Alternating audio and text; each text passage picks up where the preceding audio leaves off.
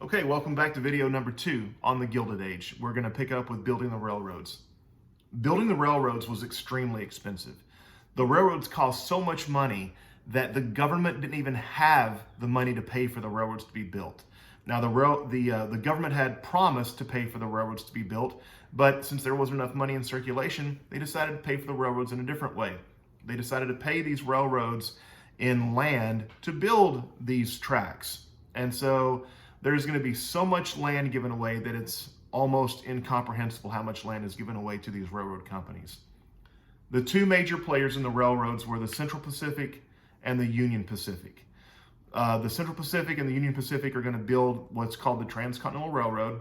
They're starting about the Mississippi River, and they're going to go all the way across to California. Now, 1862, during the middle of the American Civil War, that's when this bill was passed. And of course, they have to plan out the route. It's very inefficient. The railroads were paid for acres per mile of track that's built. And so the railroad becomes one of these zigzag lines because the railroads knew that as soon as they finished building the railroad, that the land would dry up, and they wanted as much land as possible. So toward the end of the building of the railroad, the Transcontinental Railroad, the lines actually were getting close to meeting, and they started going in the opposite directions because they didn't want to stop building. It was crazy until the government said, okay, guys, you got to bring this thing together. Anyway, so 1869, the Transcontinental Railroad is completed. Now, let's talk about who the major players were during the Gilded Age. These folks have two different names they're known by: robber baron and captain of industry. Now, you might be able to figure out which viewpoint each of these people had. If you called somebody a robber baron, it was because you thought they were crooked, they were criminal, they were just the worst of society.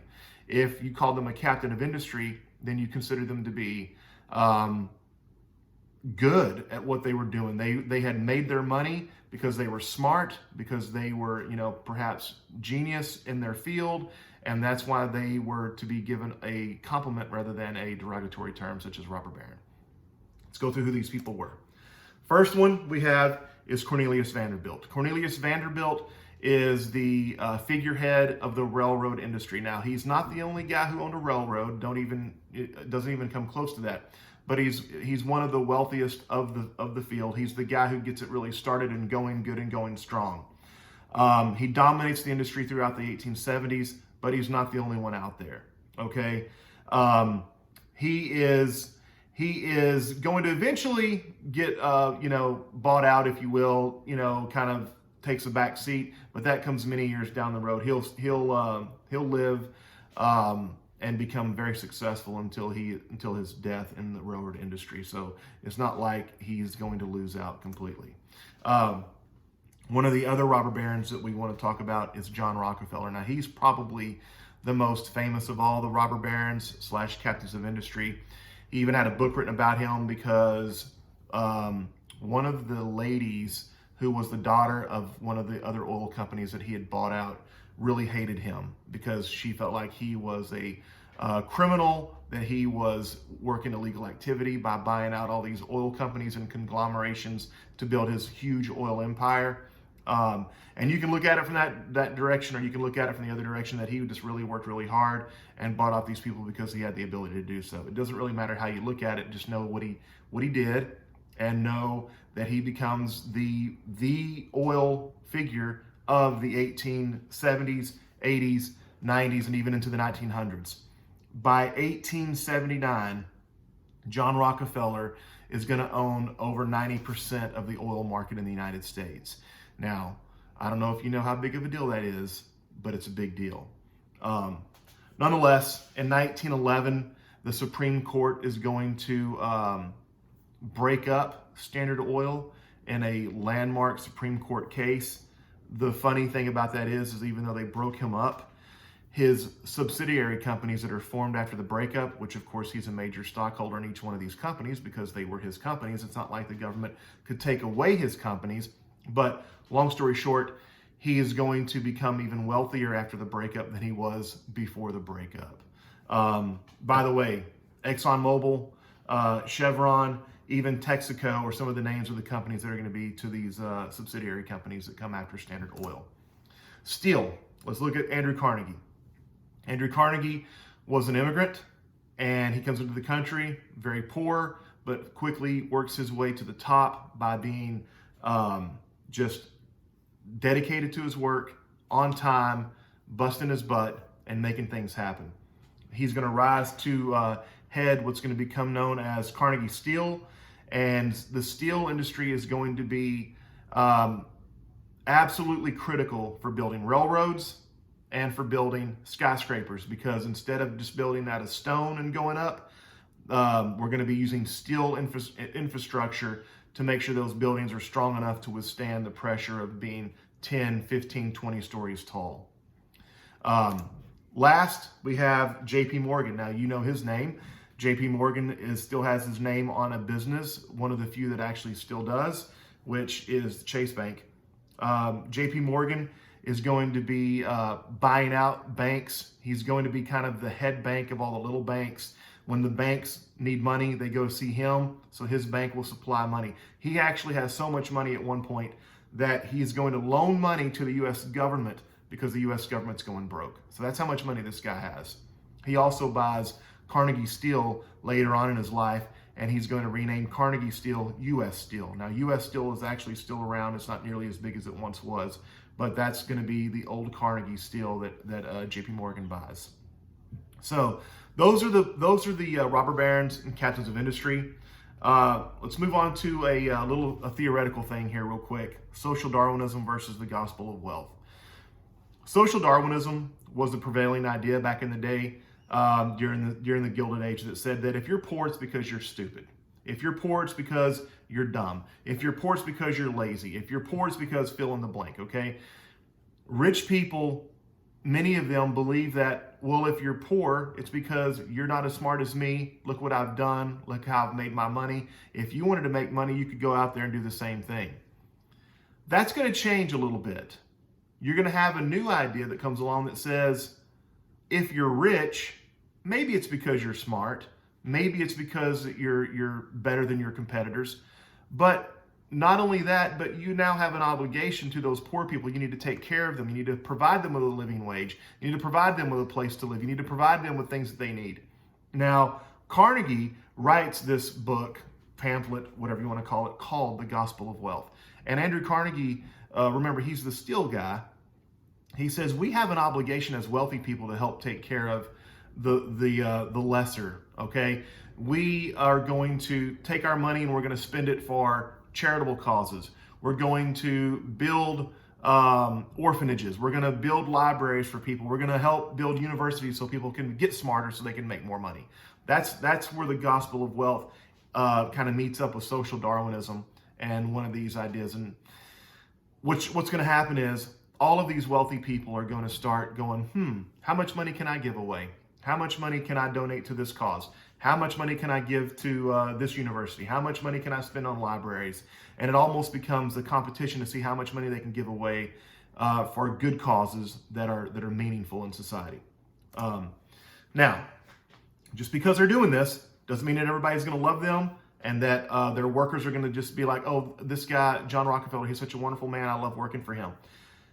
A lot of the folks who are labor are going to be disgruntled for their pay, for their long hours, for their conditions they're having to work in.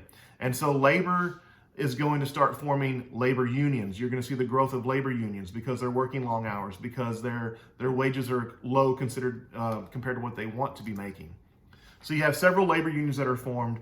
The first of the major labor unions is the National Labor Union of 1866.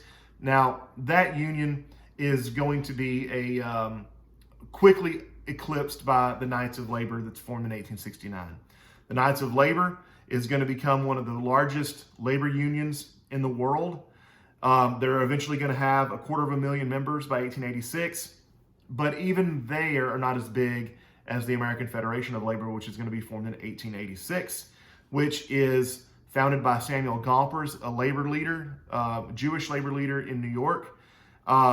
He's going to have up to 2 million members by 1904. Now, here are some of the differences between the labor unions you need to be somewhat familiar with.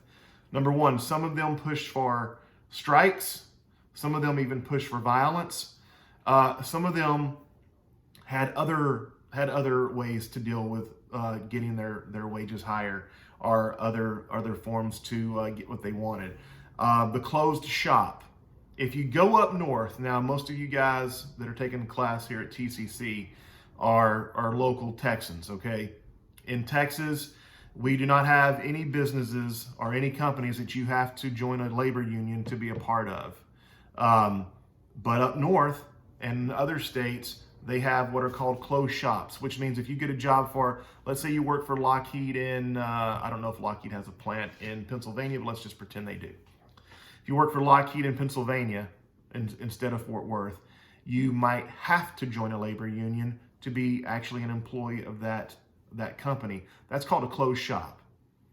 We do not patronize signs or put in various stores and businesses across towns and communities, which meant that we're not going to shop in your store if you don't hire union members.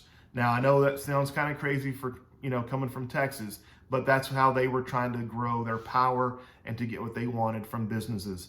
Their goals were generally to get an 8-hour working day. They were also looking for improved working conditions, and they were also pushing for they were pushing for better pay. Of course, that's the big one right there, is just an increase in pay. All right, now add in the anarchists, the socialists, and the terrorists that are going to come into the country during this time period, and it's going to kind of muddy the waters. All right, if you have a labor union that's trying to do something good for its employees, there might be anarchists that infiltrate the labor union, and instead of just striking, they might go on a riot. They might try to, burn the company down, burn the company town. I mean, there was some bad stuff going on. Terrorists, socialists, and anarchists were coming in, and they were threatening the stability of the entire country. And there's a time period in American history during the Gilded Age where the riots and the violence could compare to the riots and the violence that was going on during the current time that we're looking at, for different reasons, of course. Eugene Debs is going to be one of the people who is going to become very famous during this time period for stirring the pot, if you will. We get into some of the major strikes during the time period. We have the Great Railroad Strike of 1877. We have dozens of people killed. This was caused in part by the Panic of 1873 that kind of shut the economy down to an extent. We have the Haymarket Riot in 1886. You have a May Day strike, which leads to the Haymarket Riot in Chicago. The May Day was the day that European socialists came together and celebrated the laborers. We have Labor Day in America, but over in Europe they had something called May Day. 1892, we have the Homestead Steel Strike. It's one of the most famous strikes in American history, where you have Carnegie Steel is going to be taken over from within. They're going to lock out all the owners, and they're going to threaten them that they're not going to open up the steel mill until their demands are met. And Carnegie is going to hire the Pinkerton Agency to go in and clear out the strikers, and it is a disastrous backfire. Pinkerton agents are killed. Some of the strikers are killed, and an entire region just goes up in flames for a very long period until eventually the militia is called out and has to put down the violence.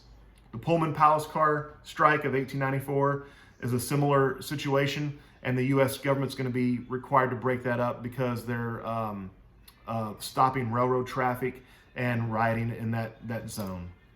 Now, we're going to move into another video. We're going to cover segregation. We're going to cover Jim Crow and things of that nature. So we'll get to that in our third video on the Gilded Age.